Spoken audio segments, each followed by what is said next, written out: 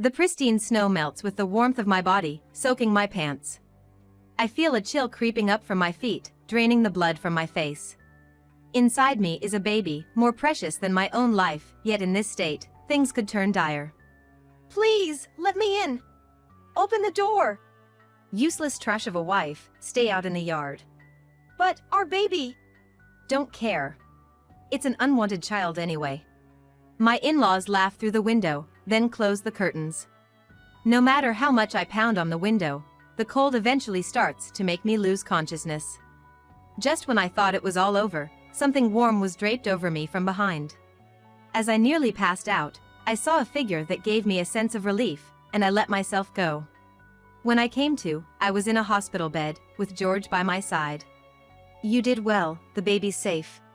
That's a relief. In the morning, George took me to his parents' house, where a crowd had gathered. Curious, I approached there. I saw my in-laws, naked and wrapped in blankets, shivering. Sorry, so sorry. It's cold, help us. They begged. Beside them stands John, glaring fiercely. I am Mia, a 37-year-old housewife. Currently in my first year of marriage. It's been a challenging life, but ever since meeting George, it feels like an unending string of happiness. George, 2 years my senior at 39. He was my brother's best friend during their youth. I only found out during our relationship that he had always harbored feelings for me. At that time, I was dating someone else and had no intention of confessing, deciding instead to watch over me. However, when I was 30, my ex-boyfriend had an affair and we broke up. It led to George supporting me through 3 years of heartache, naturally leading me to fall for him. We dated for 3 years before getting married. George is incredibly kind, always valuing our time together despite his busy work schedule. Making our home comfortable and clean is now my job, a part of our happy marriage life. But not everything is perfect. Especially concerning my in-laws. They were kind while we were dating, but turned cold after the wedding. Initially, I thought I had offended them, but learned that John and his wife faced the same treatment, indicating their resentment towards losing their sons. As such, our interaction was minimal, only meeting during the holidays. Each time, they made snide remarks out of George's earshot. Should have married someone younger. Still no child. It was depressing to be told such things so early in the new year. It was the first new year after our wedding. They complained about our lack of children, despite it being too early. My age seemed to be their main concern, whispering remarks about late pregnancy. Finally losing my patience, I responded firmly, defending our choice to plan our family together. Since we've just gotten married, I would like to decide on children together with George. I think you may be worried about giving birth at an advanced age, but don't worry about it. Surprised by my retort, they turned red with anger, regretting allowing the marriage and demanding a child. How impertinent. I made a mistake by allowing you to marry me. It's true. If John hadn't suddenly disappeared, I wouldn't have allowed you to marry my son. Now that you know, you should have a baby. My parents-in-law's angry voices echo in the living room. George, returning from the restroom, overheard and intervened. Dad, Mom. Are you going to do the same thing to us that you did to John? I came back at Mia's request because it's our first time getting married, but if you're going to do that, I will treat you in the same way as John. George, there's a bit of a misunderstanding, you know? My mother-in-law desperately tried to make excuses while clinging to him, but all of them were nothing, and the wrinkles between George's eyebrows became deeper and deeper. Let's go home, Mia. You don't have to come anymore. Hey, George! Ignoring my mother-in-law's screams, he took my hand and left their house. After leaving their house, George apologized in the car, but I reassured him it wasn't his fault. He then promised we wouldn't have to deal with them anymore. 2 months later, we were overjoyed to learn of my pregnancy. We didn't inform my in-laws, but one day, they suddenly called. So, you're pregnant? Huh? Where did you hear that? That doesn't matter. What's the gender? A boy?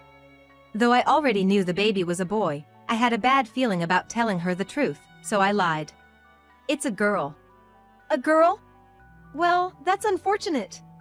She can't be acknowledged as a grandchild then. Go to the hospital right away and get it fixed. I was shocked. Fix the gender? I had never heard of such a thing. To me, my child was precious, regardless of gender. What do you mean? Is the gender of the baby that important to you? Our family has no male heirs. If you don't give birth to a suitable heir, it will be a problem. We don't need more girls. I was taken aback. Were we some kind of ancient dynasty? I wanted to scream. Holding back my frustration, I stayed silent, only to hear my mother-in-law rant about how any grandchild other than a boy was useless and adding more girls was a waste. I gotta go. I'm meeting a friend for coffee. When that baby turns into a boy, make sure to let me know. She said that and hung up abruptly. Freed from her machine gun-like tirade, I finally relaxed. That night, I told George everything and made sure to tell others it's a girl, keeping it a secret from my in-laws. The following months were peaceful as I enjoyed my pregnancy and prepared for the birth. One day, a letter from my in-laws arrived. They wanted to apologize for their past harsh words and asked if we could visit them on New Year's Eve.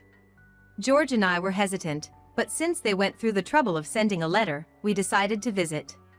Mia, I'm sorry for what I said last time. It was very rude of me. I also apologize for my behavior, driven by my desire for a grandchild. My mother-in-law apologized as soon as we met, and my father-in-law added. Seeing them apologize so earnestly made me feel a bit relieved. Maybe we could build a better relationship from now on. The day was filled with delicious food and lively conversation.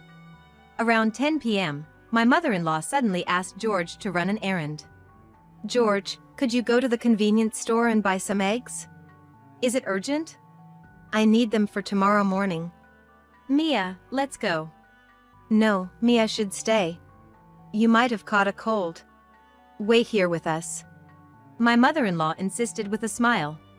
I was in a good mood, so I told him it's okay, and decided to wait with my parents-in-law. George left, looking worried. While waiting, my in-laws made some warm tea, and we had a peaceful time. Mia, look! It's snowing! Wow, that's true. My mother-in-law exclaimed excitedly. It was completely white outside.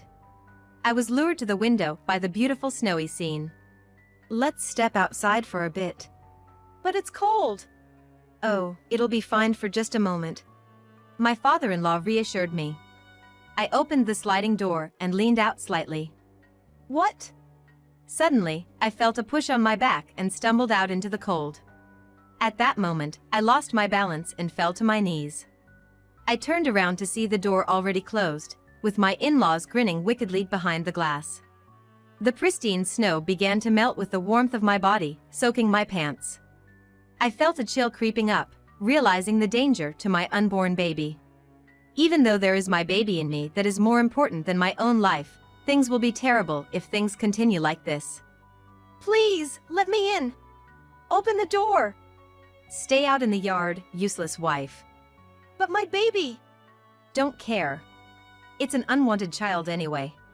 They dismissed, laughing and closing the curtains. I pounded on the window, but the cold was overwhelming. Just when I thought it was over, I felt something warm envelop me from behind. As I was about to lose consciousness, I saw a figure and felt safe, surrendering myself to them. When I awoke, I was in a hospital bed with George by my side. You did great, the baby is safe. Thank goodness. In the morning, George took me to his parents' house, where we saw a crowd gathered. Curious, I approached there. And I saw his parents, naked and wrapped in blankets, shivering. Sorry, so sorry. It's cold, help us. They begged. Beside them stood John, looking as fierce as a demon. John, why are you here? Mia, are you feeling better? I'm really sorry for the trouble my parents caused you. Oh, well, John said with a kind smile. I was confused and didn't know how to respond. George then explained everything. When I returned from shopping, I found Mia curled up in the garden. I immediately covered her with my jacket. Seeing our parents having a party and sleeping in the living room, I wanted to hit them, but it was more important to get Mia to the hospital. So, I resisted and called John. George was in such a panic that I rushed Mia to the hospital. Then, I stripped our parents and threw them out into the garden. They were too drunk to understand the situation, and it was easy to push out. I watched over them until morning to ensure nothing happened, then called an ambulance. John added. His smile made me realize who the most formidable person was. The parents later confessed everything at the hospital, infuriating the doctors for locking out a pregnant woman, and were quite subdued. George handled all communications with them, forbidding any visits until after the birth. He also mentioned plans to sell their house and put them in a nursing home far away. I was surprised. On the day of their discharge, John and George took them to the nursing home, despite their constant complaints. "You won't have to see them again," George assured me when he returned. I breathed a sigh of relief, but at the same time, my anger began to boil over. I felt relieved, but also angry that I couldn't confront my in-laws for disregarding our baby. I shared my feelings with George, and he agreed to visit them after things settled down post-delivery. I gave birth to a healthy baby boy. His weight was 3,000 grams, growing well without any issues. He was quite active, almost ready to roll over by 3 months. "Hey, George, I want to visit your parents." "Are you sure? Don't push yourself." "I'm fine. As a mother, I need to speak up for our child." "All right." George agreed and drove us there. The nursing home was, to put it mildly, not very nice. In the visiting room, we met with my thin and weary-looking in-laws. "What, you came to gloat? Wait, a boy? I thought the baby was a girl." I smiled at my parents-in-law who were pointing at their son in confusion. Then, while hugging my son tightly, I opened my mouth. "Long time no see. I came to introduce you to my son. The life you tried to erase under the cold sky. Well, if we knew it was a boy, we wouldn't have. Whether boy or girl, you have no right to choose life. You did that and got thrown out by John, and you still haven't learned?" I said. They glared at me with a bitter expression. In contrast, George and I didn't lose our smiles. "Anyway, this facility is awful." "Yes. The food is terrible, and it's dirty. Move us to a newer, cleaner place," they demanded. George and I looked at them coldly, realizing they hadn't learned their lesson. My mother-in-law, noticing our gaze, began yelling even more. "If John hadn't disappeared suddenly, we never would have agreed to George marrying an older woman like you. That baby probably has some issues too." Suddenly, a sharp slap echoed through the room. Startled, I looked at George. He stood up and was breathing heavily. Across from him, my mother-in-law was holding her cheek, wide-eyed. "Raising a hand to a parent? You! What did you do to your mother?" My father-in-law shouted, visibly shocked and enraged. George responded with a voice so low it seemed to tremble the air. "Disrespecting my wife and child like that, you're no parents of mine. I want nothing to do with you ever again." "What? Mia, what have you told him?" My mother-in-law accused me, glaring at me. Despite being the cause of all this, she seemed utterly oblivious. "I didn't tell him anything." "Lies. It was the same with John's family. As soon as they got wives, our sons turned cold towards us. You must be conspiring," she claimed, deep in her delusions. I took a deep breath and let it all out. "It's all because of how you treat me and John's wife. You call us old, refuse to accept any grandchild that isn't a boy, and dump all the household chores on us while calling us part of the family. And leaving me out in the snow on New Year's Eve. Do you even realize how low that is? You're just a wife, how dare you?" "There, you said it again. Just a wife. Don't you remember you're a wife too?" "I'm different." "That kind of logic doesn't fly," I said, her argument falling flat. She bit her lip in frustration, unable to retort. I turned to my father-in-law with a smile. "And you, it's about time you stop harassing your son's wives. It's disgusting. You try to touch us, comment on our bodies. It's enough to make anyone sick. That's just you being overly self-conscious. As if you're so pretty or have such a great figure." "See, that's exactly what I'm talking about. It's creepy to hear such things from you. I had been fed up with his behavior since we were dating. Even after we married, his actions and words during our first New Year's visit and the recent New Year's Eve incident were beyond uncomfortable. When I told George, John also revealed that his wife had suffered similar treatment. As they lived together, her experience was even more blatant. I, like George, have no desire to have anything to do with you anymore, I declared firmly, finally realizing their position. My in-laws turned pale and clung to us. I'll apologize. Please, you're all we have left. Yes, we'll leave everything to you in our will, okay? They pleaded desperately. George looked down at them with utter disappointment. He stood up, took out his phone. And he called John. Hey John. Mia and I just told our parents we're cutting ties. What about you? Thanks for letting me know. I have some things to say too. John responded over the phone, venting his pent-up frustrations and grievances. From their long-standing favoritism towards the eldest son to their meddling in his relationships and harsh words towards John's wife.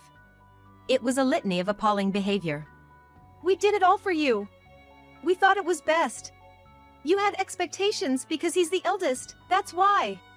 Seeing them scramble for excuses was pitiful. Since I, a stranger, felt that way, George probably felt even more so. In that case, we're cutting ties too. Oh, and as a parting gift, I'll tell you my wife is pregnant. It's the boy you always wanted. But you'll never meet him. What? Why didn't you tell us sooner? Because you bullied my wife and Mia. You brought this on yourselves. Our heir, our long-awaited heir. No way! My mother-in-law wailed, her cries attracting the staff, who led her away. George watched coldly. But you'll still see me, right?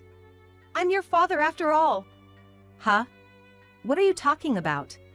Dad is the same way. You peeked into my wife's bath, hugged her from behind, etc. If it wasn't for you, I wouldn't have turned him into the police. I have no intention of ever forgiving you. No way! All right, then. After John said that, he thanked me and George and hung up. After a moment of silence, my father-in-law looked at George with a questioning look. You're the only one I have anymore. You'll help me, right? We're father and son, right? George remained silent. As his father reached out, George forcefully brushed his hand away. What? I chose this facility. I brought you here. I never wanted to see you again, and I didn't want you to see my child. It's because Mia wanted to speak her mind that we're here.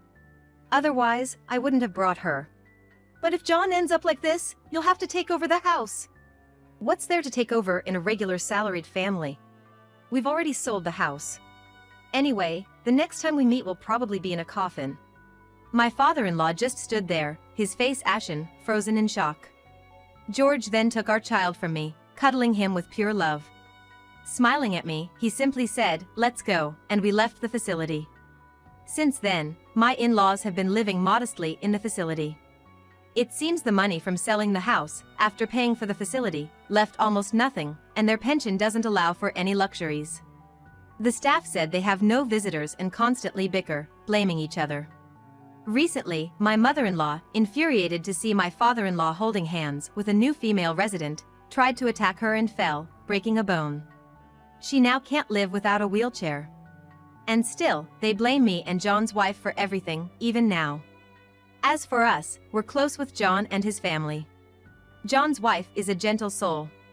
We bake cookies together, visit our favorite matcha shops, and have become good mommy friends. After the incident, she gave birth to twins. It is a boy and a girl, surprising even the obstetrician who thought she was having just one. It's a rare occurrence, and both George and I were amazed, but relieved that mother and babies were healthy. John is very doting and often takes the kids out with George. George is head over heels for our son, handling even the night wakings, despite how tired he is from work, to the point where I have to insist he rest. He values his time with our son and is as kind to me as he was before we had children. Every day, I'm grateful I married George. As for me, I'm pregnant with our second child. It seems a girl. Enjoying tea while knitting baby socks with John's wife is my current joy. Feeling my baby kick and gently caressing my belly, I cherish these moments. With 2 months to go before delivery, I'm focused on treasuring this happiness and looking forward to welcoming this new life into our harmonious family.